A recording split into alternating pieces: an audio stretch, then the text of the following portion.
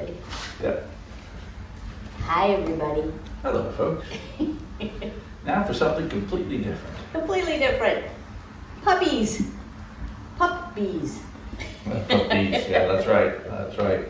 So we thought we'd come to you here today from the puppy bin, and Peter's got a litter of golden doodle puppies here. And not that it will distract you or anything about talking about bees, but we thought we'd talk to you with puppies today. Yeah. And so just in case you want to have the kids watching with you and that sort of thing, just keep them entertained as well. Okay, so news types of things that people are encountering. Yes. So pretty much right around the country now, spring is pretty much arrived. Has sprung. Yeah. If you're getting a package of bees, you almost certainly will have had it by about now. Or if you have a nuke, you'll be getting them up till now and maybe until next month as well. So there's plenty of range of things, but those of you further south than us will be even more advanced than our hives are here. So we're going to cover a range of things today, starting with like the packages, the smallest hives, and a similar thing can be said for the small hive, like a package and a colony that just made it over the winter, it's only kind of scraped through. So in small colonies, you're looking to make sure that you've got a queen laying. So with the package, you're checking to make sure that the queen has got out of the cage successfully and you've got eggs or larvae developing there. If you do, you're onto a winning track there. If you can't see eggs, that's the most important thing, is to try to establish if there are no eggs or no larvae developing after a week of the bees being in there. You want to either get another frame of brood in there as soon as possible, or you need to get the queen back immediately. If you know the queen is dead, get a new mated queen right away.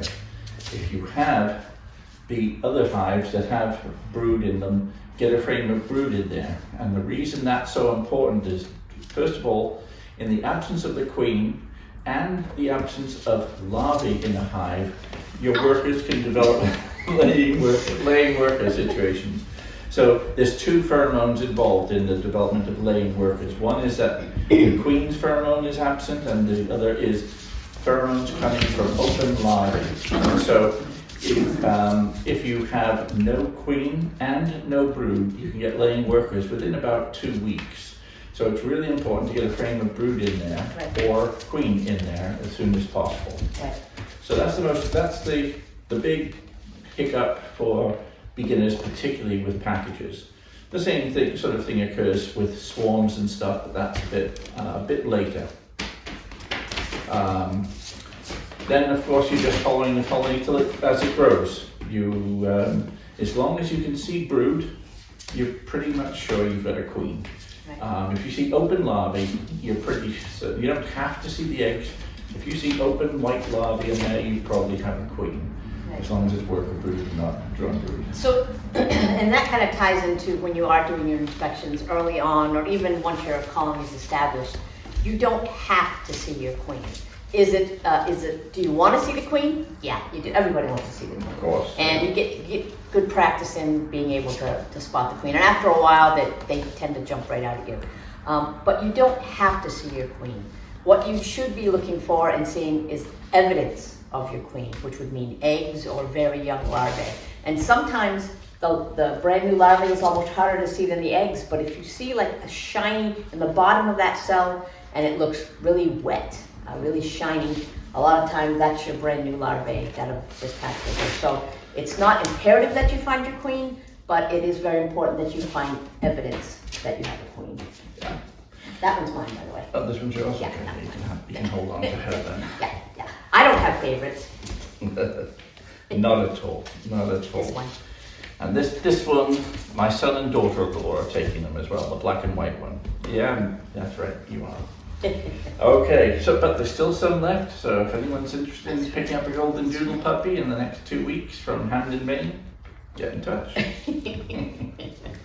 Okay, so other issues. In terms of as the colony grows, Basically, if you've got a growing little colony and it's occupying 7 out of 10 frames, or let's say 6 out of an 8 frame hive, it's time for the next box. You always want to get that next box on a little before they run out of space in the previous one. Otherwise they start feeling crowded, and if they feel crowded, they're going to swarm.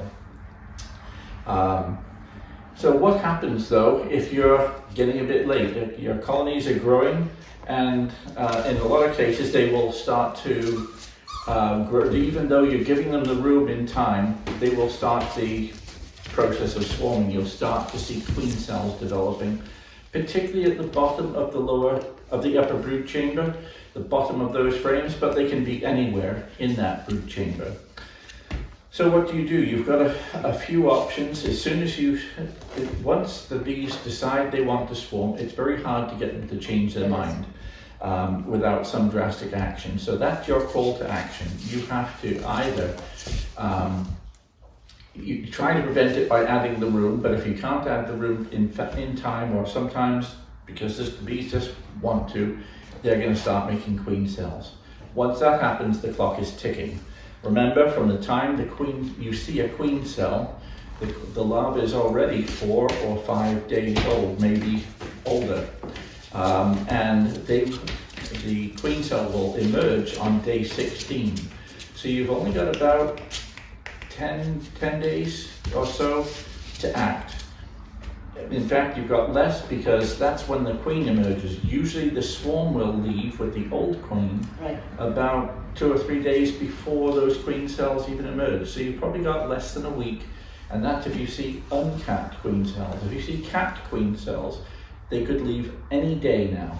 Okay? So if you see capped queen cells and you know the queen is still there, then you can take some action immediately. You can do things like, first of all, you could split the hive. You could make use of those queen cells and establish a second colony. You could, if you don't want another hive, what you can do is, and you've got 2 already and one is swarmy and one is not, you can cut out all the queen cells, and you have to be thorough, you have to get every single one, and then you can swap the positions of two hives. You've got, I think your phone is ringing. My phone is ringing, forgive me folks. So you can swap the positions of the 2 hives, and we're also putting up a video at the moment about called the Demary method. Yes. And that is for the advanced beekeeping, but we do go through a few of the options here. What you do in the event of hives, like Amy came across this spring, last week, where hives that already wanted to swarm. Yeah. So by swapping the positions of 2 hives, the field bees from the strong hive go into what now becomes the smaller hive, and the small field bees from the smaller hive go into what now becomes the bigger brood chambered hive. And that change in the balance of population often will be enough to stop the bees wanting to rebuild their queen cells. So that's one, but they're only going to work temporarily. It'll work for a few weeks. It gives you time to do some other action. You could then be thinning out some of the brood into another hive, make a nuke. Finally, another thing that you could do is to split the hive. Not split the hive, do the Demary manipulation, which we'll leave the explanation of that to watching that other video, because it's involved. And I'd recommend, I was keeping bees for more than 30 years before I ever did my first Demary. I'm not saying wait for 30 years before you feel confident to do it, but I certainly wouldn't be attempting it in my first year. Just did my first one last year, and I've been doing this almost 12 now. So it is a great way of getting a monster-sized hive and producing an awful lot of honey. So those are the sort of things you can do. One other thing that you can do, if you come across a hive that's wanting to swarm and you've taken a few of the brood out, what you can do with the remaining brood is in between the remaining frames of brood, put in 2 or 3 empty frames. So instead of having the brood chamber all compact together, which is what you normally want to do during cooler times, you can split up, particularly the upper brood chamber, and split it up with a few frames in order that they get the feeling of having a lot more room. So that, it's called checkerboarding.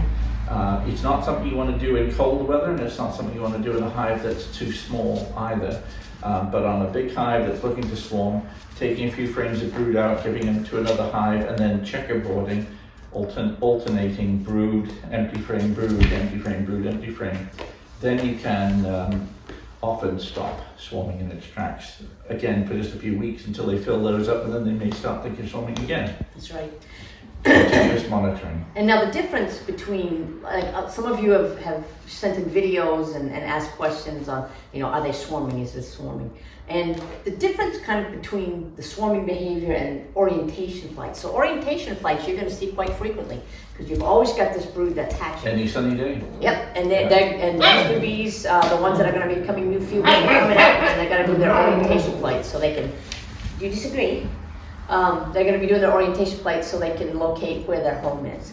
Now, when you first see this and you see a whole bunch of these bees come out, you're like, oh my God, they're swarming. But when they're staying right near the hive, and they're kind of doing a little bit of circles right there, that's going to be, and it's like a cloud of bees that stay right there. Yeah, it would be a cloud of bees in front of the hive, roughly the size of this pen, maybe 8 foot by 8 foot by 8 foot cube or something like that, right in front of the hive.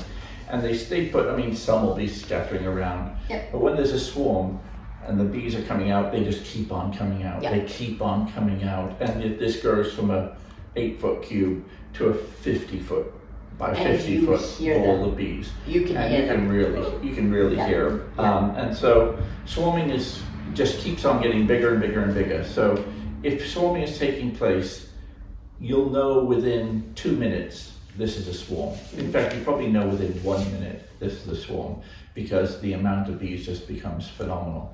Orientation flights are, if you've got a question mark, is this swarming? It's probably not. It's orientation flights. However, you will notice the differences between orientation flights. If it's sunny every day, the orientation flights will be quite modest. If it's rainy for 3 or 4 days and then you get an orientation flight, you've got 3 or 4 days accumulation of bees wanting to learn to fly for the first time, and you've got something 3 or 4 times the size. That's where you can get the confusion sometimes. But again, the orientation flights will disappear after 20 minutes. They're back in the hive. But the funny thing is, watch the hive the same time the next day, and very often they do it the same time every day. And so this hive might do it at 10:30 in the morning. This hive over here might do it at 3 in the afternoon or something like that. And they often do it at the same time each day. Right. Now, if they do swarm, it happens, folks. Especially for those who are just getting used to this and not really knowing the signs and what to see. Swarming happens. It is not a failure. It's actually a sign of a good, strong, sounds familiar. Sounds like something I would be telling you many, many, many times. It took me how many years to get that? Yeah, probably about 8. At least. But yeah, it is a sign of a strong, healthy hive. If they do swarm, watch where they land, see if you can catch them. Hey, another beehive, start another hive. Or if you know somebody who's looking for bees, there's free bees. So swarms equal free bees. It's not a bad thing. Yeah, and if you capture that swarm, it's usually a great opportunity to get your comb drawn. Put the bees love a good ideal size for a swarm is usually to go into a deep super. Put plenty of foundation in there. If you've got some drawn comb, give them some drawn comb, but plenty of foundation, and feed them, and they will build that comb up really quickly. Really, so it's very, very useful, isn't it? It is. So on the topic of comb, so now our hives are building up. They're getting stronger, especially the overwintered hives are super strong right now. Especially up in this area, we're ready for some honey supers in some of our areas up here. So let's talk a little bit about when to honey super and when to use a queen excluder and when not to use a queen excluder. So if you're looking to give your bees more space and we're in a honey flow, it's honey super time. If you do not have any drawn comb in your honey super, it's just foundation, do not put a queen excluder on because a lot of times they don't recognize that as extra space for whatever reason, and they'll continue to think, no, we got a swarm, we're too crowded. Leave your queen excluder off, Let them go up, let them start building some comb. The queen might go up and lay a few eggs, that's okay. But once they start building that comb up in there, then you can shake all the bees back down and then put your queen excluder on, then put your honey super back on. And once you've got drawn comb above your queen excluder, you don't have to worry about it for the second comb, the second super and the third super if you need to, because they've already got the drawn comb, so they're used to going up through the queen excluder. But a lot of people starting off hives for the first time, that's when they have their first swarm, because they forget and put the queen excluder on, and that for some reason the bees just can't see past it, past that queen excluder into a box of foundation. They don't seem to think of it as room, and then they start feeling crowded and want to swarm. Yep. So again, some of you folks in the southern, more in the southern areas, you're way ahead of us. We're just coming into like supering time. People who are just getting their nukes, keep an eye on your space. Same with your packages, keep an eye on the space. Once they've drawn out, you've got about 7 to 8 frames of bees covering all your frames. Time to add another one. Yeah. For a nuke, basically it's typically about 10 days, and they'll want their second deep on. Yeah, it's quick. It is very quick. And of course, overwintered colonies, they can explode in population really, really quickly. Which is kind of what's happened at my place. We've got a video showing on that. And I've been, you're goofy. I've been working like crazy and did not give my bees the attention they needed when they needed it. Are you okay? And we'll show you the results of that. Yeah. But we got there in time. We did. And with that manipulation we've done, I'd expect those hives to make 150, 200 pounds of honey. As long as we get some decent weather and that sort of stuff. Right. Yeah. Absolutely. Now, how about one or two folks have mentioned bee stings and aggression? Yes. So on aggression, Peter's going to talk about the different things that we can do. Like, so let's say we get to a hive and it's really hot, or they're kind of nasty bees. First off, make sure that it's not on a day that's windy or cloudy, because all of your field bees tend to be in the hive during not the best weather, and those bees are grumpy. Yeah, and even the best hives, that's going to be the hive at its worst. When you've got the older field bees inside the hive, that's when any hive is going to be relatively unfriendly. Right. But if you're working in bees at 11 in the morning, 1 in the afternoon, it's beautiful sunny days, no wind, but they're still quite aggressive, like this beast here trying to tear me apart. If they're still aggressive, then you've got to do something about it. There could be a couple of other causes still. Are they getting disturbed at night? For instance, skunks. Are the skunks scratching the entrance of the hive at night and eating bees as they come out? That can lead to aggressive bees. If there's a shortage of food. I don't know if you folks can see how this one's sleeping right now. That's great. If there's a shortage of food, they can be relatively grumpy, so you can be feeding them. But in the eventuality that you have a hive that's aggressive because of genetics, then it's something that is not fun to deal with, because every time you go in the hive, they're being mean, and you've got 1,000 bees bouncing off your veil and that sort of stuff. Now, as I say, on the wrong conditions, like we had when we did that other video, there are bees all over the mass of these. These are not particularly aggressive bees, just the bad conditions to be doing it. Right. But if they're like that, no matter what the conditions are, then it's best to try and change the genetics. Yeah. And to change the genetics, you're changing the queen. And that can be fun in its own right. The long and short of it, what I do with this again, where it's very helpful to have more than one colony. Say you've got 2 hives here, and one here, and this one is always aggressive when you go into it. So what I'd immediately do with this hive is, on day 1, I'd take this hive and move it over here. So what's going to happen when those bees go out during the daytime, the field bees will go out and they'll come back, the hive's not there, so they'll go into the hive over here. It will temporarily make this hive more aggressive, but it'll also make it super productive. So make sure you put a honey super or 2 on that hive. Now your aggressive hive over here has depopulated by about 30-40%, which makes it much easier to deal with and most of the bees that are left behind are young bees, which are much less aggressive, but still relatively aggressive because it's genetic, not age-related. Now you go through that hive and find the queen. You find the queen, and eventually you find her, and you'll kill that queen. Also, take the opportunity to destroy the drone brood so that they're not passing their genetics on elsewhere. And now it's time to put a new queen into that hive. I wouldn't try and do it in situ because it's a nightmare. Unless you happen to find the queen really early, okay, great, you found the queen, you don't have to deal with it. But dealing with a really aggressive hive, looking for the queen, going through every frame in the brood chamber to find the bloody queen, it can be a nightmare. It's not. So by moving it, you halve that problem and make it much more likely that you're going to find the queen quickly and get the job done. And realize too that when you do requeen, it's not an instant fix. You've got to run through the life cycle of all of her daughters that are still in the hive. That's right. So the day you kill the queen, the last egg she laid will still take 3 weeks before it even emerges as an adult bee. Another 3 weeks before it's a older adult bee and part of the field force, and another month before she dies of overwork. So it's going to roughly take 2 months before your problem goes away entirely. But it actually goes away. It really reduces it. Putting the mean bees into the hive next door actually seems to calm them down a bit. And so basically this problem will be noticeably better in a few weeks, but a lot better within a couple of months. Right. One other thing we were going to mention too that people have been asking about, they're showing photos of, is this a queen cell? So what we're going to do is going to put a few pictures up here and show you the differences between what a queen cell looks like and a queen cup looks like.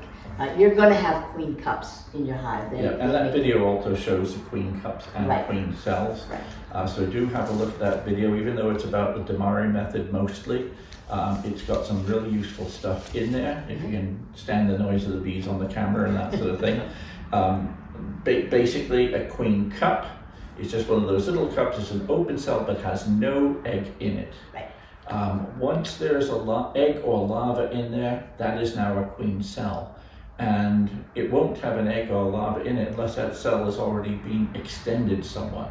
So the little round ones that look like a little cup with a hole in the bottom of it, that's just a queen cup. They can be there any time of year. It's not a foreboding of swarming.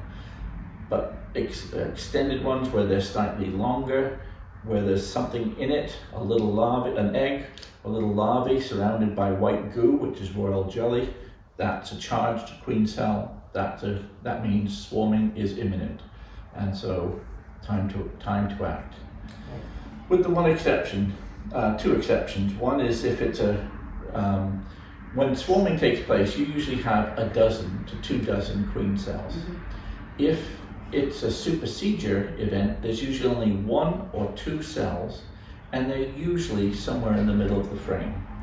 When swarming takes place, queen cells can be anywhere. Mostly they're at the bottom of the cell, but they can be in the middle of the frame as well. I hear a lot of people always refer to things like, these are supersedure cells, these are swarm cells. If you have swarm cells in the hive, they're all swarm cells. There's no supersedure taking place at the same time as swarming, it's all swarm cells. Swarm cells can be anywhere, although they're mostly at the bottom. And finally, you can have supersedure cells if the queen had been killed and you have multiple queen cells just in the flat frame of the hive, not hanging from the bottom, but in the flat frames on multiple frames. And sometimes they're in a sort of a ring around it where all the 4-day-old larvae seem to have been turned into queen cells. That's where the queen had been killed for some reason, and they're making multiple queen cells. So that's the only time we've got many queen cells in a hive, and it's not a danger of swarming. Right. But also you would find that there's actually no other brood, no young brood at the same time. So that would be the difference between swarming and supersedure. Because supersedure, if you see capped queen cells there, there'd be no young brood in that hive as well. Right. So we love seeing all your videos.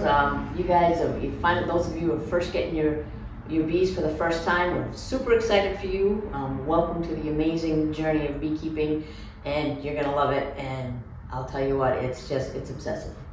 That's right. obsessive. All your friends and family, people find out you're gonna be talking about bees, and then you won't stop talking about bees, and they'll try to walk away, but you keep talking about bees. But it's amazing. We're super excited for you folks. Our folks that have been with us since day one, love seeing the progression. A lot of you had hives that overwintered. That's amazing. We're super happy for that. And again, you're doing it right. You're doing it right. Yeah, keep the pictures coming. Keep them coming. And keep the questions coming. Yes. So one more thing. This weekend, Saturday, we have an in-person class here at Peter's Farm. And we're going to try, no guarantees, but we're going to attempt to do something a little different. We're going to try to go live during that class when we're out in the yard. Yeah, so usually we are out in the yard between about 1:30 and 3 o'clock Eastern time. Right. So if the weather forecast is poor, so we may not be out for as long as normal, but watch in the region of between 1 o'clock and 3 o'clock. If we're going to go live, that's when it would be. We can't say precisely because it depends on how many questions we have in the morning and when we finish for lunch and that sort of stuff. Right. But join us for that for sure. Yeah, and like I said, questions. And if this is successful, this is the first time we've done this during a class. If it's successful, we may be doing it again. Yeah. So, and again, another class the following Saturday. So again, this is going to be weather permitting, and we're going to give it a shot. So this is going to be our beta live in the hive with our class. Yeah. So. Okay, folks. Hope you found that useful. Send in your questions. We'll do some more. And maybe do another video before the puppies go to their new homes. Yes, I don't like this one. No, okay. No, can't stand it. We'll put it back. It's really mean. No. All right, folks. Bye-bye. Take care. They're all out. They untied both my shoes. I'm going to see if you can actually see the puppies where they are. Yeah. I don't want to move. Stay there. Yeah, we can see them. They're exhausted. I think Amy's going to stay there. I might.